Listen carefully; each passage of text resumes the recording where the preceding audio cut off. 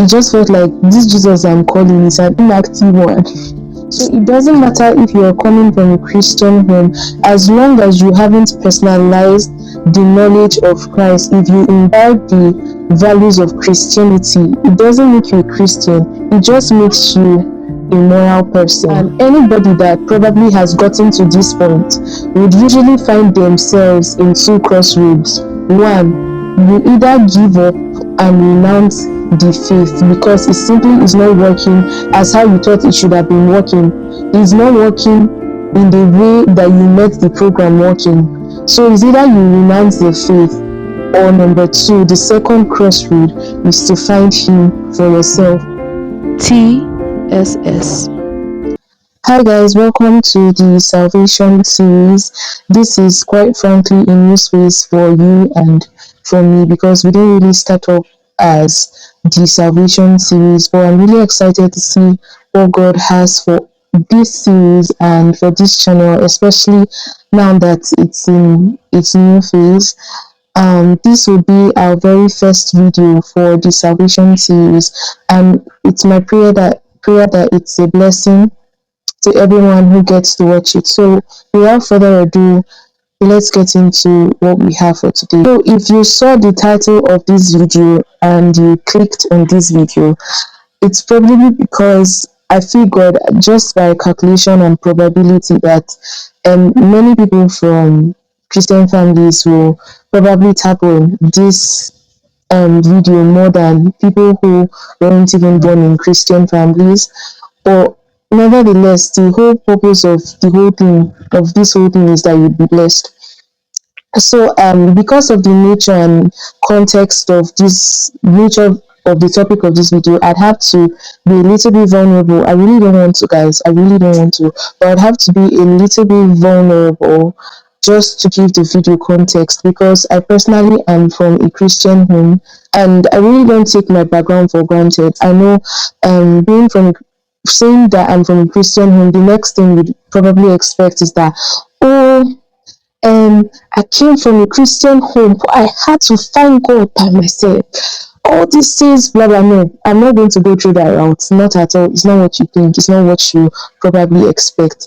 But I'm from a Christian home, and as a matter of fact, the first memory I had as a person was me waking up, going for family devotion, and then joining my family to pray. I was 4 at the time. I really think that's my first memory here on earth. I think I was 4 at the time. And then, yeah, we went to pray. Started off from there, family devotions every morning.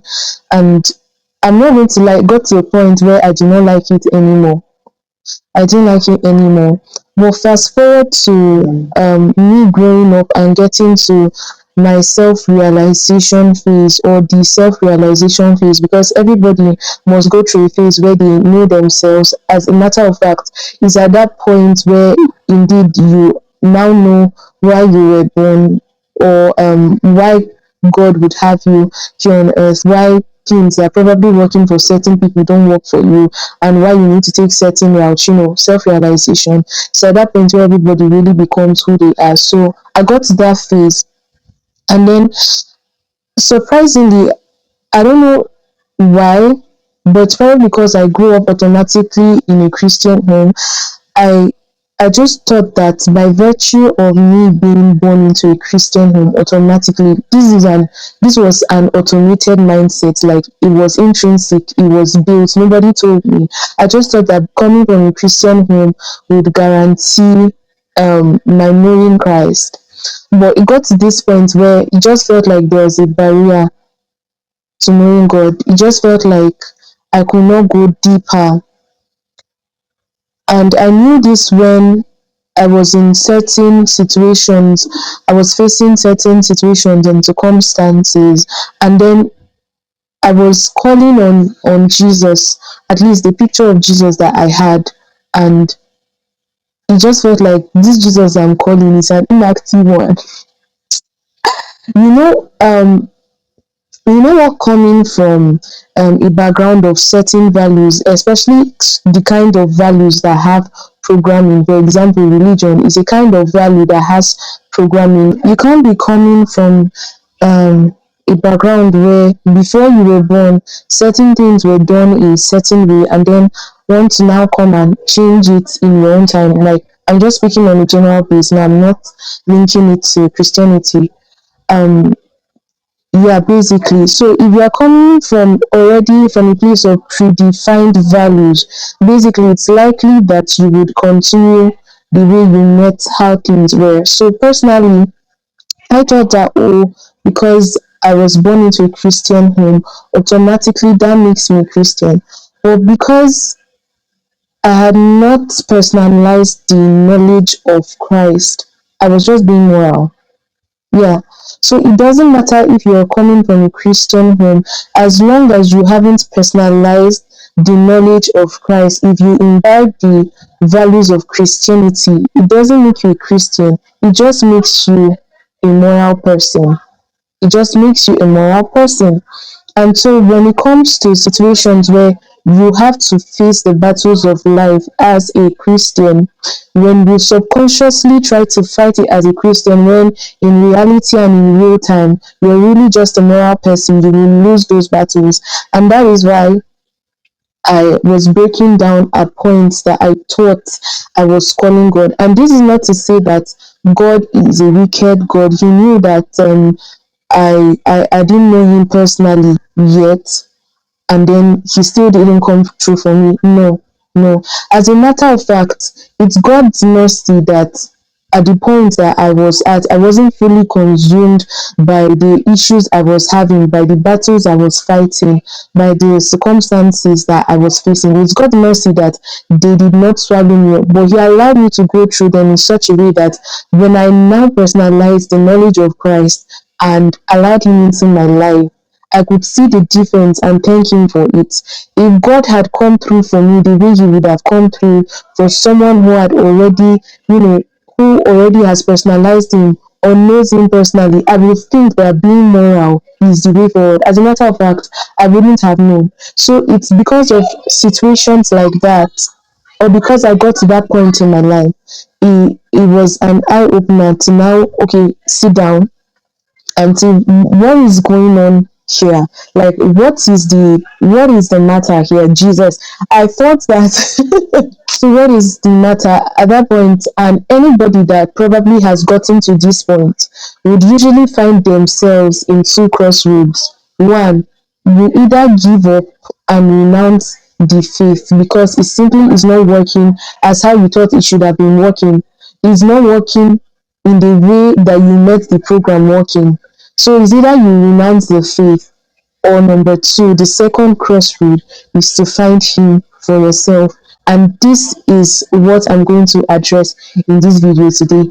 Finding Christ for yourself, regardless of the fact that you are coming from a Christian home. Because coming from a Christian home doesn't guarantee that you'd stay a Christian. That is why even people who weren't born in Christian homes eventually end up finding God. So, from my story, the first thing I would like to generally address is coming to fact with the terms that, yeah, you may be born into a Christian home, right?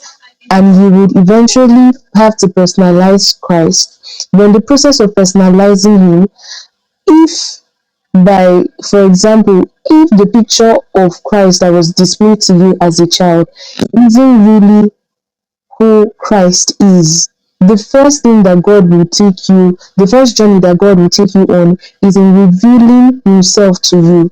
So when He reveals Himself to you the way He is, then you personalize Him the way He is. Because we are generally, most at times, probably holding on to pictures that they've shown us, that people have shown us.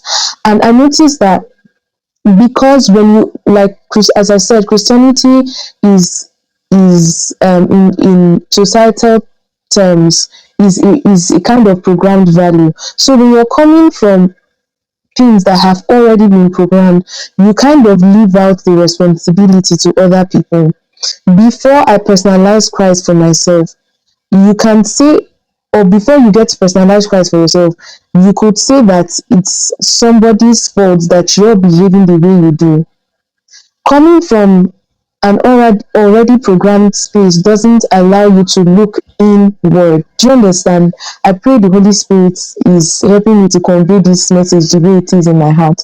So we leave our behavior, like the fault of our flaws, we put it up on other people instead of looking inward and then trying to become better because we now know God. So that was one ideology that I had to deal with.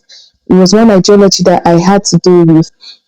And it's simply because we're coming from a place where people have shown us a certain picture of who Jesus is, of who God is, of who Christ is, of what it takes to be a Christian. And the thing is, whenever you encounter God through somebody, the first thing that you notice before God reveals himself to you from the seed that that person has sown into your life, you notice that when you put, for example, water, right, in a bottle, say the bottle is clean, the water takes the shape of that container. Most times the people that we see God in, right, have just shown God to us in the measure that he poured himself in them, right? And so this is to say that you may see flaws in somebody else. That's not to say that that's exactly how God is. No, no, no. And that's why you have the personal responsibility to know God and personalize God for yourself. So I'd say the key thing to personalizing God for yourself is surrendering, like hands down, every mentality or ideology of Jesus Christ that you have, especially if they are false, like especially if you've not had a personal encounter with him, because it's the same thing like gossip. Someone will tell you something about someone else, and then you already have a picture of what the person looks like before you even meet the person. Now it's now left to you who has heard the gossip to like let go of whatever you've heard about that person and then try to experience that person's character for yourself. It's almost the same thing. Hands down, every picture of Christ that you have, especially if they are false, especially if they are negative, because the character of God is that he's a good God. He's a good God. Hands down, every false picture, and then just surrender yourself to God in a way that Christ can teach you. Sometimes what we are even struggling with in our Christian faith is not even sin. It's not even sin. As a matter of fact, we talk about self assuming that the only part of self, the only thing that makes us self is sin. No, but there are false ideologies too. There are false ideologies too. And I don't even want to go so deep because that's not the topic that we are talking about. Where I'm talking about. I'm trying to emphasize. I don't want to go so deep. You know, it will make this video longer than it's supposed to be. But yeah, hands down every false ideology of Christ that you have, and know God for yourself. Know God for yourself. I've known God to the point that I know that anybody that meets with God, like eventually meets with God and then allows themselves into God, because it's the bigger one, it's you that's entry. Anyways, allows themselves into God and allows God to make them who they originally were in Him, tends to love God. You cannot meet God and not love Him. So if you have a picture of a Jesus that you're running away from, I tell you hands down that that's not Jesus. You cannot meet Jesus and not eventually fall in love with Him. You cannot meet Jesus and not want to know Him more. The more Jesus tells you, the more you want to know. So if you're encountering a kind of Jesus, right, that satisfies you too quickly, a kind of Jesus that bores you, there is something wrong with that image of Jesus. After taking your journey with God personal, the second thing I'd say you should do is continuation. It's one thing to start, and I promise you, it's another thing to continue. I don't think your journey with Christ on earth ever comes to a finish. So it only finishes when we eventually go home to meet him. When I say home, I mean his presence, heaven. It only finishes there. But as long as you're on earth, you can only start and just continue. Your work with God never finishes. Why should it finish? Why do you want it to finish? Don't mind me. Your work with God doesn't finish. Make up your mind to continue.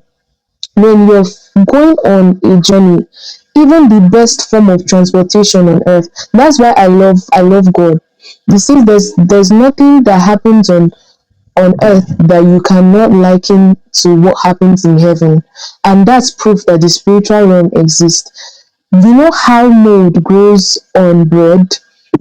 My biology, my tongue, guys. I don't know what teacher in secondary school would usually tell us that what we see on bread, as in the mold on bread, is usually the finishing point of the mold that was growing. The actual mold is inside the bread. The actual mold is inside the bread, while the one on the surface of bread are just offshoots. Are just offshoots. So to all those people peeling off mold from bread, thinking that the bread is still healthy for you to eat it, nah, nah, you just peeled off the result of the mold that was inside the bread. It actually goes from inside and then outward. It's the same thing in spiritually. It doesn't happen physically unless it has happened spiritually. Yeah. So I was talking about continuation to say this. You can, just like you will continue or you go on a journey that is really long, you'd have to take stops. You have to prepare. You have to refuel, even if it's an aeroplane, which is like one of the best form of transportations that we have now on earth.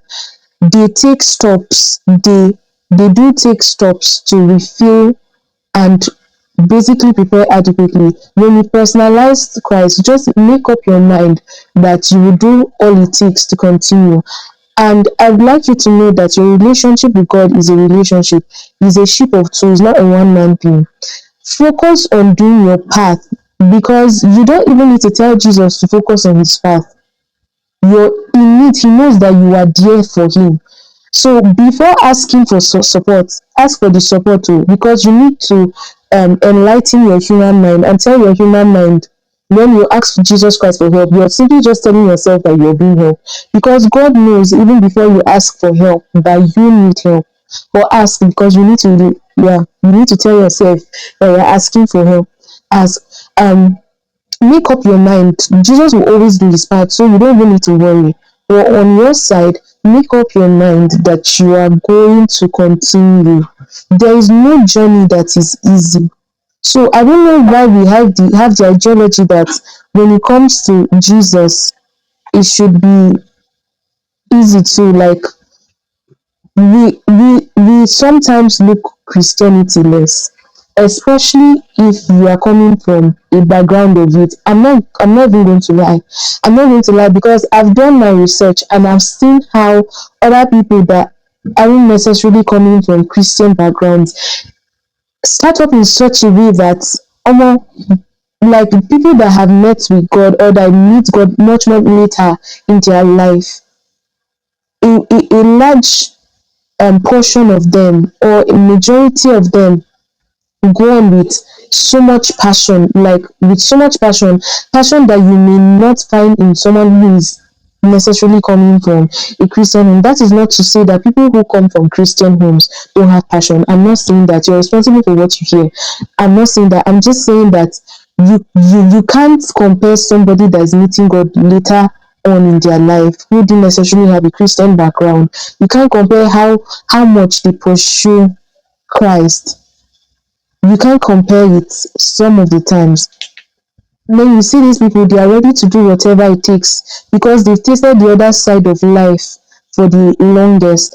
And then you that is coming from a Christian home, if you make up your mind to continue. And I also say that, if you remember my story, I said, um, coming from a value that is already programmed gives you an automated mindset. It gives you the mindset that some things are automated. Let me just break the ice now. Christianity is not automated. I keep saying Christianity because basically the world has tagged people who serve Jesus as Christians. It's from a biblical origin, sha, but in those days, just a background story of everything that happened. So in those days, they basically claimed people who look like Christ and behave like Christ Christians, and that's when the name actually came up. So I'm using Christianity not to denote or not to call it out as a religion, but to actually call it out as a fellowship. So I'm saying that when you have Christianity is not automatic.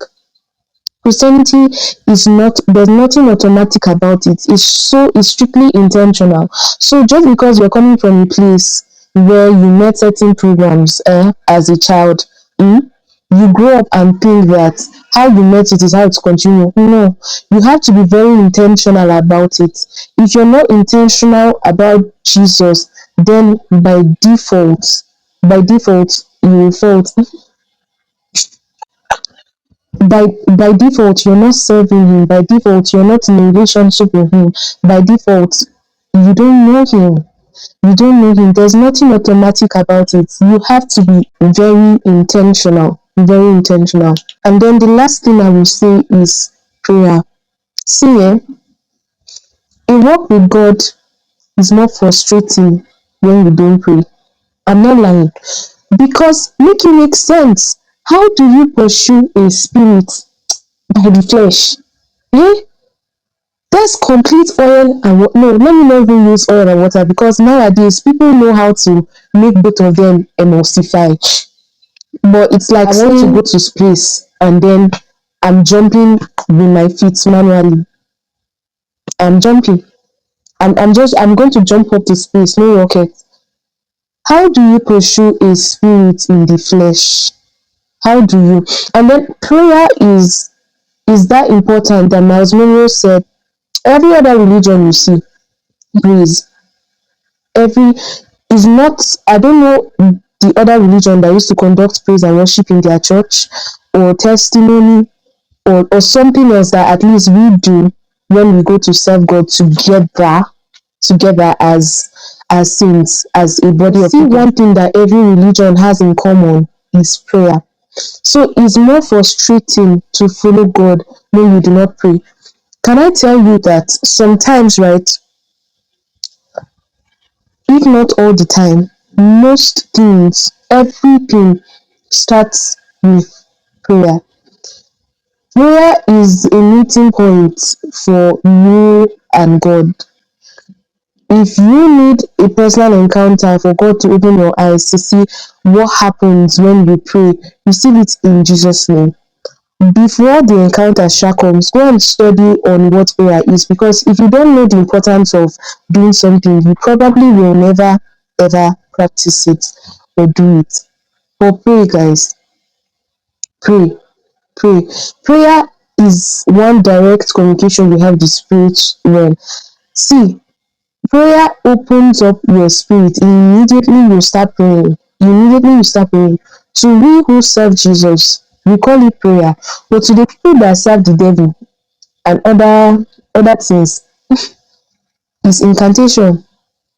A witch does not pray. A witch does not pray.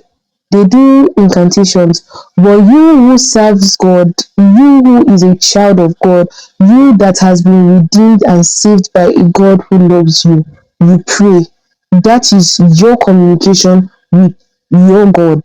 Because in the kingdom of darkness, their incantation is how they communicate with the devil, or how they recite whatever it is, their anthems in the kingdom of darkness. But to you who is in the kingdom of light, you pray, especially if you are still a body here on earth. If you've not yet reached heaven, you should be praying. We should be praying. A lot of the times we find it easier to read our Bibles than to pray. But let me break the ice again. Um you see you see, when it comes to wisdom, when it comes to studying, you first of all have to understand. No, you first of all have to know, then understand what you know before you become wise about it. But when it comes to prayer, immediately you start, like the door to your spirit just opens. That's the difference between prayer and studying. And you cannot study the Bible if you don't pray. Studying the Bible goes hand in hand in prayer, but please, by all means, if you're starting your journey in Christ, I won't say prioritize prayer over the Bible, but try to not read your Bible more than you pray, and don't pray more than you read the Bible. But make sure that you prayer accompanies everything that you do. Prayer accompanies everything that you do. Prayer is one direct entrance, like is a very direct connection between you and the spirit realm. I cannot explain this as much as I want to do in words, because tell me how you explain an experience to somebody who has never experienced what you're saying before. But if you're already praying and you're watching this video, fine, you're good, like you're good. But if this is something, if this the info in this video is very new to you, please pray. And I promise you that when you pray, you understand certain things that your flesh could not tell you. Prayer breaks the barrier for everything. There's literally so much more to say about this topic, but by the grace of God, I've come to the end of it. I've come to the end of it. And if there's anything you should take out, is that just because you're coming from somewhere, it doesn't guarantee your continuation, especially when it comes to relationship with God. Everybody is responsible for how they relate with God, and dislodge the mind, dislodge from that mindset of putting blames on other people just because they were the first people to present something to you, when what you presented was supposed to be like a personal work. You're very privileged if what you're born into is Christianity. Like, I don't take it for granted that I'm from a Christian home, but I'm saying that it had to come to a point where I had to take this thing personal. If at the point I took it personal and then I realized that, oh, okay, this thing is false, I would have left it. But you've never taken it personal and you want to go. That's not fair. You've never taken it personal and you're giving up already. You've never taken it personal and God is not a good God. That's your conclusion. Nah, nah. Encounter him first, and if indeed he's not a good God, you can walk away. But I doubt that you walk away, because as I said earlier, it's impossible to encounter Jesus and not love him. So thank you guys for sticking around to this point. I really love you, and I hope to see you in the next video. Once again, this is the Salvation series, where stories come alive and where everything leads back to God. See you in our next one.